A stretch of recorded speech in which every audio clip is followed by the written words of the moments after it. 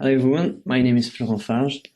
Today let's talk about blending and brushwork in oil painting, and we'll try to see how you can create beautiful transitions in your work without losing the vitality of your colors. So before I start talking about blending, first let me say that of course this is all about personal taste.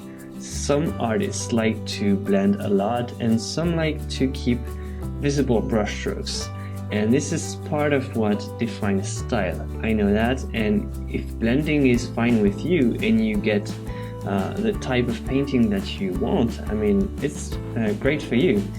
But blending can still be problematic if done the wrong way, because blending can sometimes mess up values, or it can create weird transitions with colors, or colors that look dull or devitalized.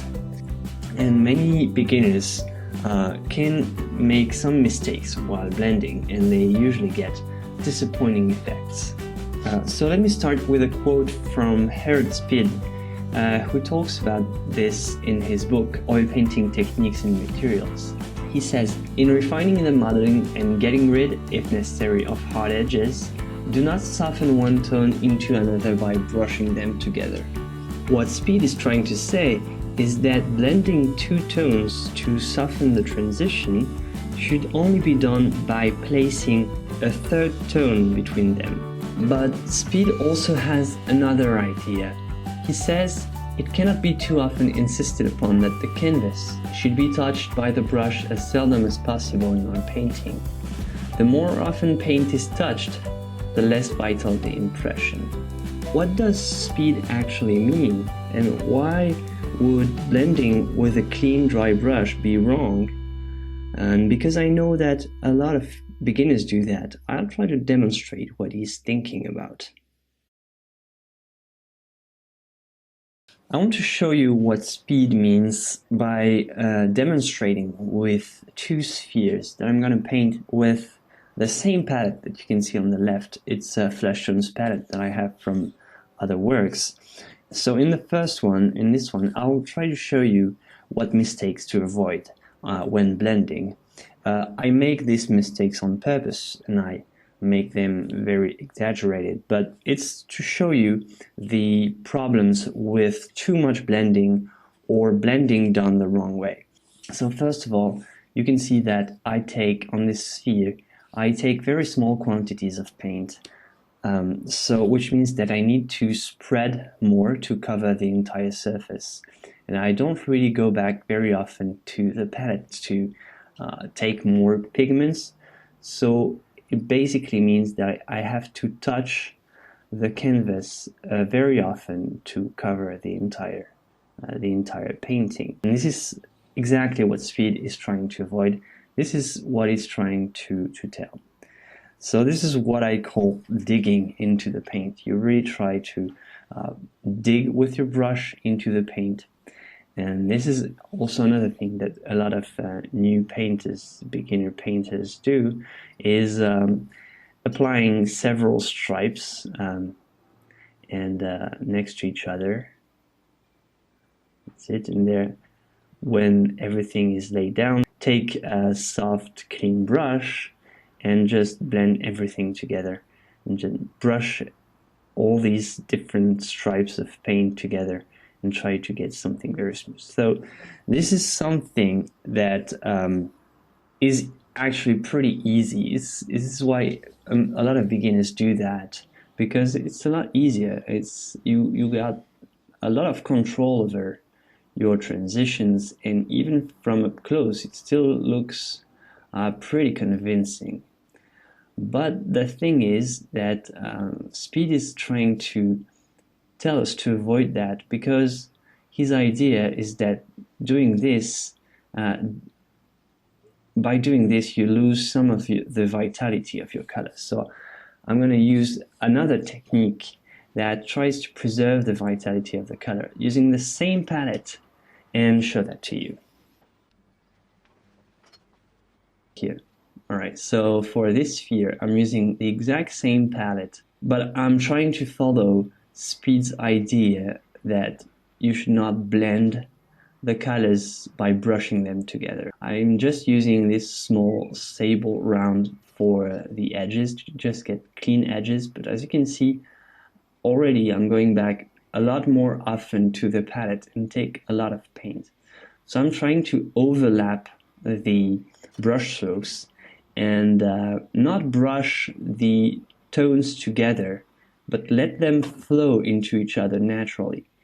And this is what Speed was trying to teach us. And I'm really trying to load the brush with a big quantity of paint.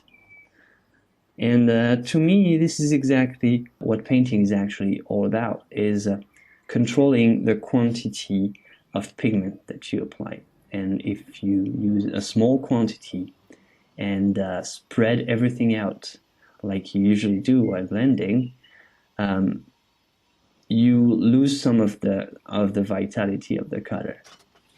And you can already see the difference in color. And trying to use larger brushes, trying to use brushes that fit the size of the area that I want to paint, and try to just put a big quantity of paint at the right value at the right spot and just leave it as much as possible. So I'm trying to hit maximum 3 times before I go back to the palette and get more paint. So it will look a lot more messy at the beginning, and it's normal. But I'm going to show you that you can actually get something pretty smooth and still get the vitality, the original vitality of the paint that you have on your palette, because this is the most important thing. Is you want the paint on your palette to be the paint on your canvas. And on the first one, it's the paint on the canvas was a dull version of what I had on my palette. So many students might sometimes be disappointed by this. And every time I go back to the paint, every time I need to go back and use my brush again, I try to load it with more paint. If I have 2 tones next to each other and I need to blend them together, I need to load my brush with the tone in between these 2 colors to make the transitions. And if you see some hard edges, then you take your brush again, put more paint on it, and then do it again. And you can do that with a small sable brush round for details. As you can see, I go for finer transitions with this sable round brush, but I'm still not pressing too hard. I'm trying to leave the painted surface and not disturb it too much. And I try to go back very often to the palette. Every time I go back, I need to make little scales of paint that overlap, like the scales of a fish or a lizard, and that they overlap. And because the paint is nicely mixed with medium, they should normally just nicely blend, just very organically, like you don't really get to press too hard, and you just let the paint make the transition for you, and you just use the right color at the right spot, not pressing too hard, leaving the painted surface. So I'm not saying that you're not supposed to blend. I'm saying that you can blend. It's just that blending with a brush full of paint is a lot better than blending with a dry brush. So basically, you can see the result with the 2 spheres right here. So I'm not saying that one way is better than the other, of course, and the first one if you are looking for this kind of style, the first one is fine. Just saying that some of the mistakes that many beginners get in when they start painting might come from too much blending that makes them lose the values and creates many unwanted effects. And with more paint and more control over quantities of paint, you can have nice transitions. Also, don't forget that you can always paint again, let the layer dry, and make the transitions better on the next layer. But right here, I would not touch this second sphere again. So what can we conclude and what can we get out of it? What is my opinion about Speed's idea? I have to agree with what Speed is saying, that you should touch the canvas as seldom as possible. But if I had to nuance what he's saying, I would say that the idea is not necessarily to touch the canvas as seldom as possible, but to go back to the palette as often as possible. Let me explain. What Speed is trying to do is aim for virtuosity, getting the perfect painting with just a few brushstrokes, but not everybody is able to do that, and virtuosity really comes with a lot of practice. But everyone can benefit from Speed's ideas anyway. I don't think it should be seen as a set of rules, and no one should think that blending is forbidden, but everyone could keep three things in mind for blending. One is control quantity of paint, two is use large enough brushes, and three is go back to the palette as often as possible.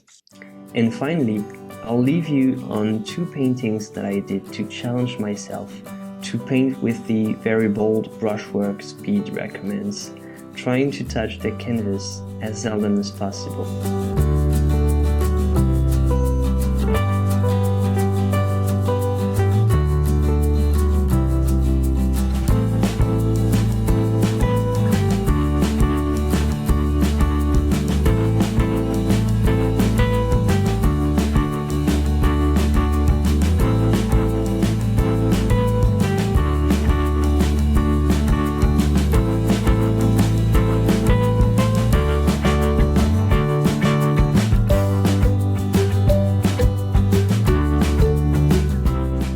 It was a good exercise and I really encourage you to try it, whatever your preferred style actually is.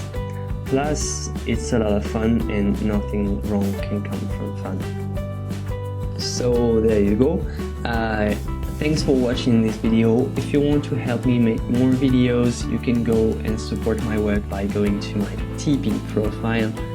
And if you have any question, you can ask them in the comment section below. Don't forget to subscribe for more, and as always, have fun painting. Bye.